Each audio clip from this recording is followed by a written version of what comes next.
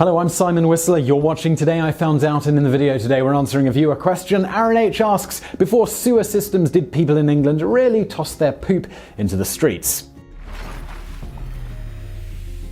Although medieval Britons weren't exactly the cleanest lot by modern standards, though contrary to popular belief, despite some well-known exceptions, they did, in general, bathe in some form or another relatively regularly, the idea of them just dropping trou and dumping half a pound of fecal matter into the street below isn't exactly a fair or representative image. In fact, while medieval Britons weren't yet aware of how festering feces contributed to disease epidemics, they did know that it smelled really, really bad, and eventually there was even some thought that said stinky fumes caused the spread of disease. Thus, they made efforts to ensure the offending odors were kept as far away from their homes as possible. Now, to be clear, generalizing about what a large and diverse group of people did over a millennium time span is extremely dodgy business, and we're not saying that some medieval Britons didn't sometimes toss their solid waste out of the window. After all, laws against doing just that, which we'll talk about shortly, didn't come from nowhere, and there certainly are many documented accounts of people doing this in said massive time span, though you'll note that many of said documented instances describe liquid rather than solid waste. We're simply saying here that the documented evidence at hand seems to indicate it was nowhere near as commonplace in Britain as pop culture would really have you believe. To begin with, particularly in the age when one-story buildings were the norm, tossing your own stink out of the window meant you'd have to smell it anytime you chose to open the window. This is not a recipe for a good time in the summer particularly, but also just a recipe for a crappy time whenever you chose to step out of your own door. I mean, there your poop would be staring you in the face, perhaps kept company by your neighbor's latest expulsion. Needless to say, even without laws against such a thing, it's not surprising that defecating out of the window doesn't seem to have been most people's go-to location to dump their latest dump. That said, as multi-storied abodes began to pop up, residents of some of the higher homes occasionally do seem to have not been quite so discerning about keeping things fresh for the residents beneath them. Presumably, this played a role in laws being passed against tossing one's own excrement out of the window. On that note, in most major cities in England, fines could and would be levied against citizens who created a stink, either metaphorically or literally, that inconvenienced their neighbours. For example, in the early 14th century, tossing anything out of your window into the streets of London, whether human waste or just any sort of garbage, could see you fined 40p. Now, this is difficult to translate to modern values accurately, but very roughly that would be about £108 or $142. And one couldn't just hope that nobody would notice if you tried tossing your waste out of the window.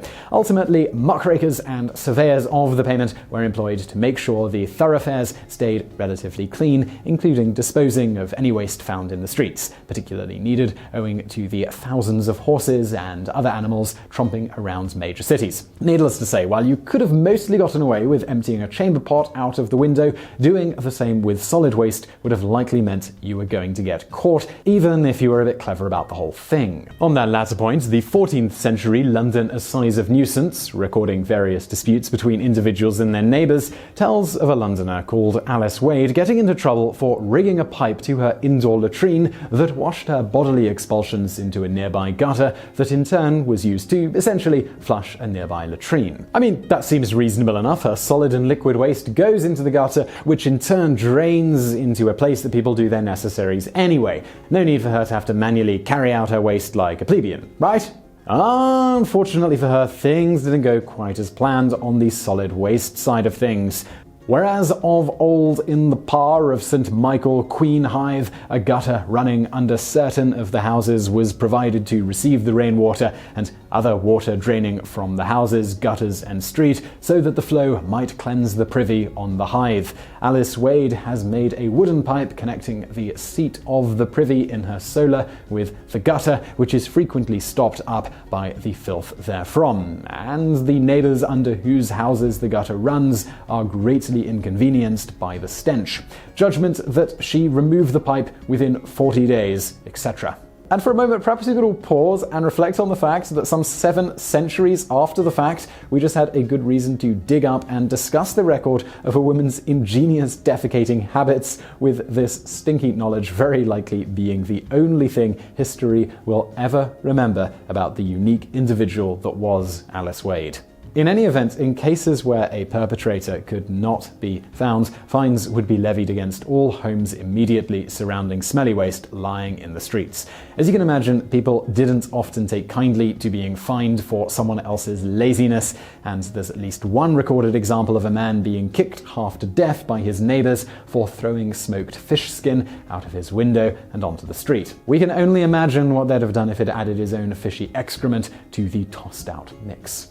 Thus, with the ever-present threat of mob justice and harsh fines, sticking your butt out of a window and squeezing out a stink bomb onto the masses below, as freeing as it might have felt, just wasn't worth it. Particularly when Britons had better means of waste disposal at, well, their disposal. So where did all of the poop from populated regions go in an age before massive sewer systems and ubiquitous indoor plumbing were a thing? Well, in short, they went into rivers and fields. In houses where they had no indoor plumbing to speak of, Britons would usually do their business in a bucket or a chamber pot, which would either be dumped directly into a river or a gutter designed to transport said waste to the river, the hope being that when the rain fell, it would wash the poop away to its new underwater home, out of sight and out of mind. In more affluent homes that had rudimentary plumbing, the 2Ps would make their way to either a private or communal cesspit, often buried underground to reduce the smell. These cesspits, or gongs as they were known, from the Old English gang meaning to go, were designed such that the liquid waste would be absorbed into the surrounding soil, occasionally conveniently located near public wells. The solid waste would accumulate over a period of many months. Ultimately, these then needed to be emptied by hand, which was a job commonly performed by individuals known as gong farmers. Perhaps unsurprisingly, given their profession, gong farmers were exceptionally well paid, sometimes earning in a day what most laborers earned in a week, and in times of plague, potentially even more. They also infrequently found valuables among the waste which they were free to keep, though it's noted that they also occasionally found skeletons from murder victims and unwanted babies. So yes, there was also that. The job obviously wasn't without its risks. Now, beyond the obvious disease risk factor that accompanies hopping into a pit of poop and shoveling it out, the fumes could sometimes cause a gong farmer to faint in the muck, or they might otherwise just fall into a gong too deep to stand up in. Just as an example of how big some of these pits could be, there is a record of it taking 13 men 5 full nights to empty out a privy at Newgate Jail in 1281. We also know that because some privies designed with the gongs directly beneath were not emptied frequently enough, the floorboards could become saturated. As a result, the boards sometimes collapsed, occasionally resulting in deaths via drowning in waste. While in theory one should be able to float in this mixture quite easily, the reality is people probably panicked and got sucked in and drowned. Good times. There's also the possible problem here that they became overwhelmed with the fumes, fainted, and then drowned. Okay, so let's move outside of Britain. Famously, Emperor Frederick I was once rescued from such a fate in 1184 by grabbing onto a window as the floor collapsed and hanging on for dear life until help came.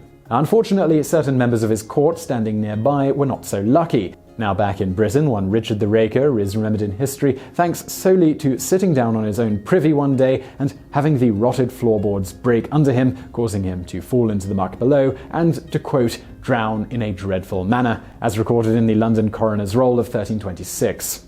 Alright, now getting back to our gong farmers. Amplifying the risks of their profession was the fact that they worked exclusively at night, so the smell of harvesting and carting the poop around wouldn't bother the day walkers of the world. We also imagine here that having fire as the sole source of lighting during such work probably also created a nice little bonus danger, although we couldn't specifically find any documented record of a gong farmer dying as a result of gas pockets exploding. However, for what it's worth here, there are some references who claim such did happen, but without citing a specific known instance. As for where the poop went after being harvested, given the volume they were dealing with, gong farmers generally weren't allowed to just go and dump the barrels of muck directly into the river. Instead, they were supposed to take the waste to designated spots away from the city or town. These spots could be anything from a public land area to sometimes ships that would carry the waste off to a farther away destination. Either way, this concentrated mass of waste often ended up being used as fertilizer. Lazy gong farmers, however, do seem to have occasionally dumped it directly into a stream or river, though the consequences for being discovered doing this in some regions were decidedly unpleasant. For example, there is record of one gong farmer who improperly disposed of some waste being made to stand immersed in fecal matter up to his neck and then dripping with said waste was further forced to stand on public display for a time as a punishment.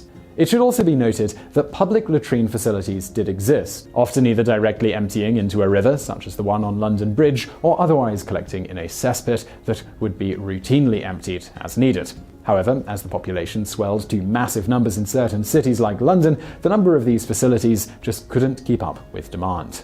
As we move beyond the Middle Ages, with sewage infrastructure and technology progressing slightly, the people of British cities still nevertheless continued to communally dump their chamber pots into rivers. Compounding the problem was that cesspits would occasionally overflow into the streets, with said waste often just ending up in nearby rivers and streams. In London, specifically, this centuries-old habit of making human waste Poseidon's problem finally, in the 19th century, bit residents on the behind. The problem started thanks to an unnaturally warm summer, which resulted in centuries of fetid waste caking the shores of the Thames being exposed. This then all baked in the sun, causing a smell so bad the government first simply accepted to relocate themselves to a new city, but then when that ingenious plan failed, they finally ordered the construction of a proper sewage system to take care of the swelling population's poop, a sewage system that is still actually in use today. In fact, almost immediately after it was created, this system started saving literally thousands of lives a month. For much more detail on this, I definitely recommend checking out our video, The Great Stink of 1858. Lots more detail in that one. So, to conclude, while dumping one's fecal matter out of the window appears to be something that did at least occasionally happen in the Middle Ages in Britain, the evidence at hand seems to indicate that this was a relatively rare occurrence. The majority of human waste that found its way into the streets tended just to be from things like overflowing cesspits, which the more affluent used as part of their rudimentary indoor plumbing systems. As for the rest of the populace of cities, they generally pooped into containers, the contents of which they would usually deposit into a nearby river or stream or a gutter system that led to such. And now for a bonus fact.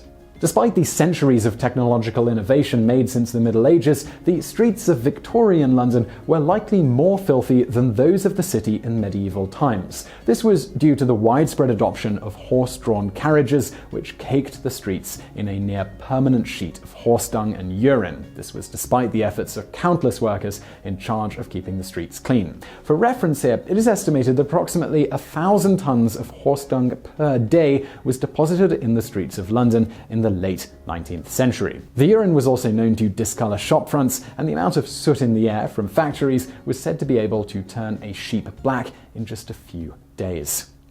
So I really hope you found that video interesting. If you did, please do hit that thumbs up button below. And don't forget to subscribe for brand new videos just like this every day of the week. Also over there on the right, some other videos from the archives that you might enjoy if you enjoyed this one. And as always, thank you for watching.